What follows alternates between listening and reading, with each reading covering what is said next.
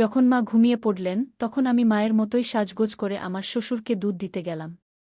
আমি দুধের গ্লাস রেখে পিছনে ফিরে আসতে শুরু করতেই বাবাজি, অর্থাৎ আমার শ্বশুর, আমার হাত ধরে নিজের দিকে টেনে নিলেন এবং আমাকে মা ভেবে সারারাত। আমার শ্বশুরের বয়স তখন ৬০ বছর হয়ে গিয়েছিল। এই বয়সেও তিনি ছিলেন খুব শক্তিশালী। তিনি ৬০ বছরের হলেও এখনও কোনো যুবকের চেয়ে কম দেখাতেন না। তিনি তার স্ত্রী, অর্থাৎ আমার শাশুড়িকে খুব ভালোবাসতেন এবং সবসময় তাকে খুশি রাখতেন। কিন্তু রাত হলে আমার শাশুড়ির ঘর থেকে অদ্ভুত শব্দ আসতে শুরু করত। একদিন মায়ের খুব অসুখ হলে আমার শাশুড়ি তাকে মা বলে ডাকতেন। মা বললেন, বউ, তুমি বিজয়ের বাবাকে দুধ দিয়ে দাও। বন্ধুরা, আমার নাম উজ্জ্বলা এবং আমি একটি মধ্যবিত্ত পরিবার থেকে এসেছি। আমি দেখতে খুব সুন্দর এবং এখন ২-৪ বছরের। আমরা আমাদের বাবা মায়ের ২ সন্তান ছিলাম এবং আমার বড় ভাইয়ের নাম অজয়। আমরা আমাদের বাবা মায়ের সাথে খুব সুখে ছিলাম। আমার ভাইয়ের বিয়ে হয়েছিল ২ বছর আগে এবং যেদিন থেকে বাড়িতে আমার ভাবি এসেছেন সেদিন থেকে আমার বাবা মায়ের খুশি বেড়ে গেছে। আমার ভাবি খুব ভাল ছিলেন, আমার ভাই এবং ভাবির মধ্যে প্রচুর ভালোবাসা ছিল। ভাই পাশের শহরে একটি অফিসে কাজ করতেন, যার ফলে বাড়ির খরচ ঠিকঠাক চলত। ভাই যখনই কাজ থেকে বাড়ি ফিরতেন কিছু না কিছু খাবার নিয়ে আসতেন। এসব দেখে আমি খুব খুশি হতাম। আমি ভাবতাম, ঈশ্বর যেন সবার এমন ভাই দেন। আমার বাবা মাও ভাইয়ের উপর খুব গর্ব করতেন, কারণ ভাই বাবা মাকে খুব ভালোবাসতেন।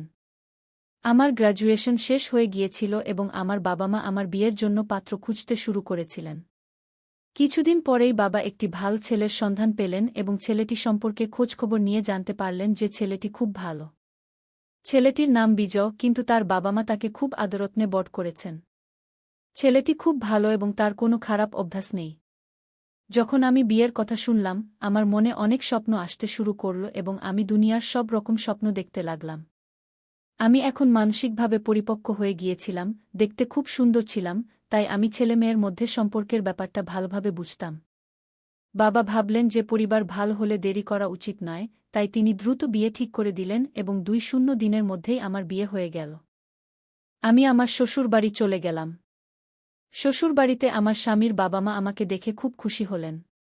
সব রীতিরেওয়াজ শেষ হওয়ার পর আমাকে ঘরে পাঠিয়ে দেওয়া হল। ধীরে ধীরে সময় কাটতে লাগল এবং রাত হয়ে গেল। আমি আমার সাজানো বিছানায় বসে আমার স্বামীর আসার অপেক্ষা করছিলাম। সেই সময় আমার মন খুব অস্থির হচ্ছিল, কারণ সুহাগরাতের কথা আমি অনেক শুনেছি, এটি বিয়ের একটি স্মরণীয় দিন। এই সব ভেবে আমি খুব ঘাবড়ে গিয়েছিলাম।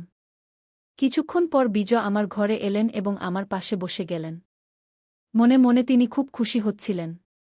আমরা দুজনে বসে এটা সেটা কথা বললাম এবং বিজয় আমাকে বললেন, উজ্জ্বলা, আমি তোমার মতো জীবনসঙ্গী পেয়ে খুব খুশি। বিজয় আমার প্রশংসা করছিলেন এবং আমি চুপ করে তার কথা শুনছিলাম। তিনি আরও বললেন যে তার একটি বড় ভাই ছিল, যিনি একটি সড়ক দুর্ঘটনা মারা গিয়েছিলেন। এই ঘটনায় তার বাবা মা খুবই ভেঙে পড়েছিলেন এবং তিনি তাদের খুব যত্ন করেন। তিনি আমাকে বললেন, উজ্জ্বলা, তুমিও তাদের কোনো কিছুর অভাব হতে দিও না এবং খুব ভালোভাবে তাদের দেখাশোনা করবে, কারণ তারা আমাকে খুব আদরযত্নে বড় করেছেন। এত কথা বলতে বলতে আমার স্বামীর চোখে পানি চলে এল। তখন আমি বললাম, আপনি এত চিন্তা করবেন না, আমিও তাদের খুব ভালোভাবে দেখাশোনা করব। সেই সময় তার কথার চেয়ে আমার নিজের আবেগই বেশি মনে হচ্ছিল। আমি আমার স্বামীর হাত ধরে বললাম, আজ আমরা কি এই সব কথাতেই রাত কাটাব? আজ তো আমাদের বিয়ের প্রথম রাত। এত কথা বলতেই তিনি আমাকে তার বাহুতে টেনে নিলেন এবং আমিও তো এই মুহূর্তেরই অপেক্ষা করছিলাম। কিছুক্ষণ পর আমার স্বামী বিজয় ক্লান্ত হয়ে আমার থেকে দূরে সরে গেলেন। তিনি ৫ মিনিটও ঠিকভাবে টিকতে পারলেন না। এসব দেখে আমি ভিতরে ভিতরে ভাবতে লাগলাম, আমি কত স্বপ্ন দেখেছিলাম, কত আশা পোষণ করেছিলাম, কিন্তু আমার সব স্বপ্ন ও আশায় যেন পানি ঢেলে দেওয়া হল। বিজয় আমাকে সেই তৃপ্তি দিতে পারলেন না, যা একজন স্ত্রীর তার স্বামীর কাছ থেকে প্রত্যাশা থাকে। বিজয় দ্রুত গভীর ঘুমে চলে গেলেন, কিন্তু আমি একটি তৃষ্ণার্ত মাছের মতো কুস্তরে পরিবর্তন ঘটতে থাকে, কিন্তু বুঝতে পারলাম না কেন এসব আমার সাথে ঘটছে। আমি সকালে উঠে ফ্রেশ হতে বাইরে গিয়েছিলাম, ফিরে এসে দেখলাম শ্বশুরজি উঠানে ব্যায়াম করছেন। এ দেখে আমি অবাক হলাম, কারণ বাবাজি ৬০ বছর বয়সেও একজন যুবকের মতো দেখাচ্ছিলেন। তারপর আমি রান্নাঘরে গিয়ে চা বানাতে লাগলাম। কিছুক্ষণ পর চা বানিয়ে বাবাজিকে দিতে গেলে তিনি বললেন, অরে বউ, তোমার মা কোথায়? তাকে তো কোথাও দেখছি না গিয়ে আমি বললাম, জি, তিনি ভিতরেই আছেন এবং কিছু কাজ করছেন কি তখন আমি লক্ষ্য করতে শুরু করি, মা যেখানেই থাকেন, বাবাজি সেখানেই চলে যান এবং তার সাথে অদ্ভুত আচরণ করতে শুরু করেন। মা বলতেন, এখন তো লজ্জা করো, বাড়িতে নতুন বউ এসেছে। সে যদি এসব দেখে তাহলে কি ভাববে? বাবাজি বলতেন, কি ভাববে? প্রত্যেক স্বামী তার স্ত্রীর সাথে এসব করে। বিজয়ও রাতে এসব করে থাকবে কি? মায়ের এমন কথা শুনে আমার খুব লজ্জা হচ্ছিল এবং আমি ভাবতে শুরু করলাম, কাশ বিজয়ও এমন হতো। এমনি করে ১-৫ দিন কেটে গেল। তারপর এক রাতে যখন আমি বাথরুমে যাচ্ছিলাম, মায়ের রুম থেকে তার অদ্ভুত আওয়াজ শুনতে পেলাম। এমন আওয়াজ শুনে আমি নিজেকে সামলাতে পারলাম না এবং তাদের রুমের জানালার কাছে গিয়ে দেখতে লাগলাম। তখন হালকা আলোতে আমি এমন কিছু দেখলাম যা দেখে নিজেকে নিয়ন্ত্রণ করা আমার পক্ষে কঠিন হয়ে উঠছিল। আমি আমার রুমে চলে গেলাম এবং বিজয়কে উত্তেজিত করতে চেষ্টা করলাম, কিন্তু সে এত গভীর ঘুমে ছিল যে কিছুই টের পেল না। কোনো রকমে আমি বিছানে পাশ ফিরতে ফিরতে ঘুমিয়ে পড়লাম। সকাল হলে আমার স্বামী তার ডিউটিতে চলে গেলেন, কারণ তার বিয়ের ছুটি শেষ হয়ে গিয়েছিল। আসলে আমার স্বামী বিজয় শহরেই থাকতেন এবং চাকরি করতেন, তাই মাসের শেষে বাড়ি আসতে পারতেন। আমি গিয়ে তার জন্য নাস্তা বানালাম এবং কিছুক্ষণ পর তিনি নাস্তা করে কাজে চলে গেলেন। আমি আমার বিষণ্ণ মুখ নিয়ে রুমে চলে গেলাম, কিন্তু রাতের সেই দৃশ্য আমার মাথায় ঘুরতে লাগল। আমি ভাবতে লাগলাম, মা কত ভাগ্যবতী, যাকে বাবাজি এত ভালোবাসেন। আর আমার স্বামী, যার ভালোবাসার জন্য আমাকে তৃষ্ণার্ত থাকতে হয়, সে আমাকে কখনোই সন্তুষ্ট করতে পারে না। জানি না কেন এখন এমনি দিন কাটছে। মা যখনই সকালে উঠতেন তার মুখ থেকে শুধু এটাই বের হতো, কখন এরা আমার প্রাণ ছাড়বে। আমি এদের থেকে বিরক্ত হয়ে গেছি। সারাদিন মাঠে কাজ করেন, তবুও মনে হয় না কখনো ক্লান্ত হন কি? মা সবসময় তার কোমর ধরে বলতেন, এই কোমরের ব্যথা কখন সেরে উঠবে? মায়ের এমন কথা শুনে আমি অবাক হয়ে যেতাম। শেষ পর্যন্ত বাবাজি এমন কি করেন যার জন্য মা এমন কথা বলেন? পরের রাতে আবার মায়ের রুম থেকে সেই আওয়াজ আসতে লাগল। এবারও আমি নিজেকে সামলাতে পারলাম না এবং জানালার কাছে গিয়ে তাদের রুমে উকি দিয়ে দেখতে লাগলাম। আবার সেই দৃশ্য আমার চোখের সামনে ভেসে উঠল, যা দেখে আমি আর নিয়ন্ত্রণ করতে পারলাম না। তারপর আমি পিছিয়ে এসে আমার রুমে ফিরে এলাম। রুমে এসে আমি ভাবতে লাগলাম, যদি বাবাজি এসব জানতে পারেন তাহলে তার খুব খারাপ লাগতে পারে। এক রাতে মা আমাকে বললেন, বউ, তোমার বাবাজির দুধ খাওয়ার অভ্যাস আছে। আজ তুমিই দুধ নিয়ে যাও। এত শুনে সেই দৃশ্য আমার চোখের সামনে ভেসে উঠল। রুমে এসে আমি ভাবতে লাগলাম, যদি শ্বশুরজি এসব জানতে পারেন তাহলে তার খুব খারাপ লাগতে পারে। এ ভেবে আমি কয়েক দিনের জন্য এসব দেখা বন্ধ করে দিয়েছিলাম। একদিন মায়ের স্বাস্থ্য খুব খারাপ ছিল, তাই তিনি মাথা ধরে বলছিলেন, আমার স্বাস্থ্য খারাপ, কিন্তু এদের এসবের কোনো মাথাব্যথা নেই। এরা শুধু নিজের আনন্দ চায়। রাতে মা আমাকে বললেন, বউ, আজ আমার স্বাস্থ্য ভালো নেই, তাই আমি তাদের রুমে যাব না। তোমার বাবাজির হলুদ দেওয়া দুধ খাওয়ার অভ্যাস আছে। আজ তুমিই দুধ নিয়ে যাও। এত শুনে সেই দৃশ্য আমার চোখের সামনে ভেসে উঠল। মা অন্য রুমে গিয়ে ঘুমিয়ে পড়লেন এবং আমি দুধের গ্লাস নিয়ে বাবাজির রুমে যেতে লাগলাম। তখন বাবাজির রুমে হালকা আলো জ্বলছিল। যখন আমি দরজায় পৌঁছলাম, আমার মনে নানা রকম চিন্তা আসতে লাগল। আমি আমার দোপাট্টা মাথায় দিয়ে ঘোমটা টেনে আমার মুখ কিছুটা ঢেকে নিলাম, কারণ মাও এমন ঘোমটা দিতেন। তখন আমি পুরোপুরি মায়ের মতো সাজলাম এবং রুমের ভিতরে চলে গেলাম। ভিতরের দৃশ্য খুব মজার ছিল। আমি দুধের গ্লাস রেখে ফিরে আসতে যাচ্ছিলাম, তখন বাবাজি আমার হাত ধরে নিজের দিকে টেনে নিলেন এবং আমি আমি চাদর দিয়ে মুখ থেকে ফেললাম যাতে তারা বুঝতে না পারে যে আমি আছি। তারপর সে আমার সাথে সেই একই আচরণ করতে শুরু করল যা সে আম্মার সাথে করত। তখন আমি আর আমার আবেগ নিয়ন্ত্রণ করতে পারলাম না এবং সবকিছু ঘটতে শুরু করল। যখন সে ক্লান্ত হয়ে ঘুমিয়ে পড়ল, আমি উঠে আমার রুমে চলে এলাম। আজ আমি খুব খুশি ছিলাম এবং ভাবছিলাম যে কেন সকাল সকাল আম্মার অবস্থা এমন হয়, আজ আমি তা বুঝতে পেরেছি। আমি বিছানায় শুয়ে পড়লাম এবং কখন যে গভীর ঘুমের কোলে চলে গেলাম তা টেরই পেলাম না। সকালে যখন আমার চোখ খুল, আমি খুব ভালো বোধ করছিলাম। রাতের সেই খুশির কোনো চিহ্নই আমার মধ্যে ছিল না। আমি ফ্রেশ হতে গেলাম এবং কিছুক্ষণ পরে বাইরে এসে দেখলাম যে আম্মার আজ তীব্র জ্বর হয়েছে। আমি তার কপালে ভেজা কাপড় দিয়ে জিজ্ঞেস করতে লাগলাম, ঠিক তখনই বাবাজিও সেখানে চলে এলেন। তিনি জিজ্ঞেস করলেন, বউ, এখন তোমার আম্মার অবস্থা কেমন? আমি বললাম, হ্যাঁ, এখন কিছুটা ভালো, জ্বরও কমে গেছে কি। তখন আমি অনুভব করলাম যে শ্বশুরজি আমাকে গভীরভাবে দেখছেন। এর আগে তিনি কখনো এভাবে আমাকে দেখেননি। আমি ভাবতে শুরু করলাম যে হয়তো রাতের ঘটনা তিনি জানতে পেরেছেন যে আম্মার জায়গায় আমি ছিলাম। এসব ভেবে আমি একদম অস্থির এবং আতঙ্কিত হয়ে পড়লাম। আমার মনে হচ্ছিল যদি শ্বশুরজি এটা জানতে পারেন তাহলে আমার সম্পর্কে কি ভাববেন। যখন রাত হল, আম্মাজি আবার বললেন, বউ, যতদিন না আমার স্বাস্থ্য সম্পূর্ণভাবে ভালো হয় ততদিন আমি তোমার বাবার কাছে যাব না। না হলে আমার অবস্থা আরও খারাপ হবে। তাই তুমি ওকে দুধ দিয়ে দিও, না হলে সে আমাকে খুঁজতে খুঁজতে এখানে চলে আসবে। আমি আমার শ্বাসরুদ্ধ অবস্থায় এই কথা শুনে যেন সম্পূর্ণ খুশিতে ভরে গেলাম। আমি ভাবতে লাগলাম আজ আবার সেই মজা নেওয়া যায় কিনা।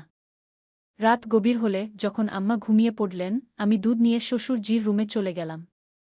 আমি দুধের গ্লাস রেখে পিছন ফিরতেই শ্বশুরজি আমার হাত ধরে ফেললেন এবং বললেন, কি হয়েছে বউ, এভাবে চলে যাচ্ছ কেন? শ্বশুরজির মুখ থেকে এমন কথা শুনে আমি একদম ঘাবড়ে গেলাম। আমার মনে হল এখন আমার সাথে কিছু অঘটন ঘটতে চলেছে। কিন্তু শ্বশুরজি বললেন, আমি জানি যে গত রাতেও তোমার আম্মার জায়গায় তুমিই ছিলে কি? তখন আমি শ্বশুরজিকে বললাম, হ্যাঁ, যদি আপনি জানতেন তাহলে আমাকে কিছু বললেন না কেন? শ্বশুরজি বললেন, বউ, আমি জানি যে বিজয়ের সাথে তুমি খুশি নও। তুমি এটা আমাকে না বললেও আমি তোমার কষ্ট ভালোভাবে বুঝতে পারি। তারপর তিনি বললেন, দেখো বউ, তুমি এসব নিয়ে একদম চিন্তা করো না। আর ভাবো, যদি তোমার অবস্থা এমনই থাকে তাহলে তুমি মা হবে কি করে? শ্বশুরজির এমন কথা শুনে আমি নিশ্চিন্ত হয়ে গেলাম, কিন্তু আমার মনে একটু ভয় ছিল যে যদি একথা বিজয় বা আম্মা জানতে পারেন তাহলে আমার কি হবে। তখন আমি সব চিন্তা দূরে সরিয়ে দিয়ে শ্বশুরজির সাথে আমার খুশি ভাগ করে নিতে লাগলাম। সেই রাতেও যখন শ্বশুরজি ঘুমিয়ে পড়লেন আমি আমার রুমে চলে এলাম। এখন এটা আমার সাথে প্রায় প্রতিদিনই হতে লাগল এবং আমিও বেশ খুশি থাকতে লাগলাম। বাবাজিও যেন প্রতিরাতেই আমার জন্য অপেক্ষা করতে থাকতেন। এভাবে অনেক দিন কেটে গেল। তারপর একদিন আমার স্বামী বিজয় বাড়ি ফিরে এল। সে দিন আমি খুব খুশি ছিলাম। রাত হলে সবাই খাবার খেয়ে নিজ নিজ রুমে ঘুমাতে চলে গেল। আমি এবং আমার স্বামীও আমাদের রুমে চলে গেলাম।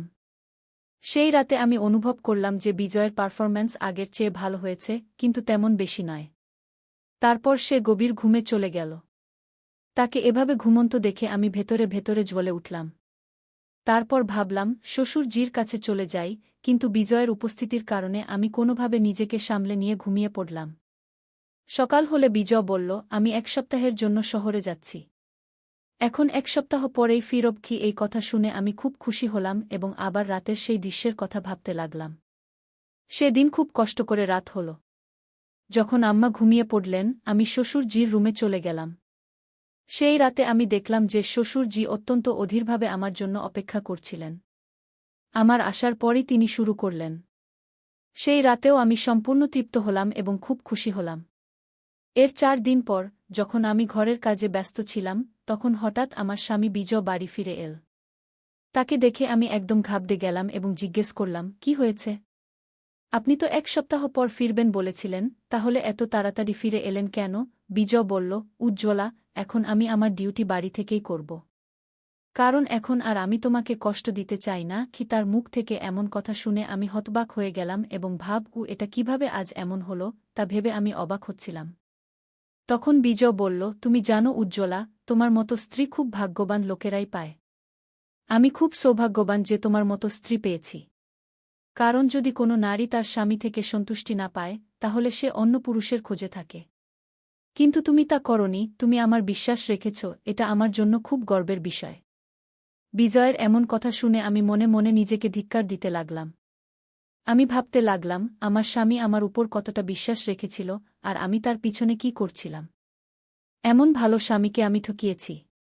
তখন আমি নিজেকে ঘৃণা করতে শুরু করেছিলাম এবং এখন আমি ভেতরে ভেতরে শ্বাসরুদ্ধকর অনুভূতি পাচ্ছিলাম। আমার স্বামী বলল, জানো উজ্জ্বলা, আমার একটি গোপন রোগ ছিল যার চিকিৎসা আমি শহরে থেকেই করাচ্ছিলাম। এই কারণেই আমি এখনও বিয়ে করতে চাইনি। কিন্তু মায়ের জিদের কাছে হার মানতে হয়েছিল, তাই তোমাকে বিয়ে করতে হয়েছিল। তবে এখন কোনো সমস্যা নেই, আমি সম্পূর্ণ সুস্থ হয়ে গেছি। রাত হলে আমার স্বামী থেকে আমি সেই আনন্দ পুরোপুরি পেলাম যা বিয়ের পর থেকে কখনো পাইনি। আজ আমি খুব খুশি ছিলাম। পরের সকালে যখন শ্বশুরের দৃষ্টি আমার উপর পড়ল আমি তার দৃষ্টি এড়াতে লাগলাম এবং খুব লজ্জা পাচ্ছিলাম। তখন আমি বুঝতে পেরেছিলাম যে আমি ভুল করেছি, আমি ভুল পথে চলেছিলাম। কিন্তু এখন আমি আমার স্বামীকে আর ঠকাতে পারব না। সেদিনের পর থেকে আমি শ্বশুরের ঘরে যাওয়া বন্ধ করে দিলাম এবং আমার স্বামীর সাথে খুব খুশি থাকতে লাগলাম। শ্বশুর বুঝে গিয়েছিলেন যে এখন আমি অনুতাপের আগুনে জ্বলছি এবং কোথাও না কোথাও তিনিও তার ভুল বুঝতে পেরেছিলেন। সেদিনের পর শ্বশুরও আমার দিকে ভুল দৃষ্টি দেওয়া বন্ধ করে দিলেন, তিনি একজন ভালো মানুষের মতো থাকতে লাগলেন। যখন কোনো নারী বা পুরুষ তার স্বামী বা স্ত্রী থেকে সন্তুষ্টি পায় না, তখন সে ভুল পথে পা দেয়। কিন্তু আমি আপনাদের শুধু এটাই বলতে চাই, প্রথমে বুঝুন সমস্যাটা কি, কেন এমন হচ্ছে। যদি আপনি এই সমস্যার সমাধান করেন, তাহলে ভুল পথে চলার প্রয়োজন হবে না। কারণ এই পথে আপনি শুধু কিছুক্ষণের জন্য সন্তুষ্টি পাবেন, কিন্তু সারা জীবন অনুতাপ করতে হবে। তো বন্ধুরা, এই গল্পটি আপনাদের কেমন লাগলো কমেন্টে অবশ্যই জানাবেন। ভিডিওটি ভালো লাগলে লাইক, সাবস্ক্রাইব এবং শেয়ার করুন। ধন্যবাদ।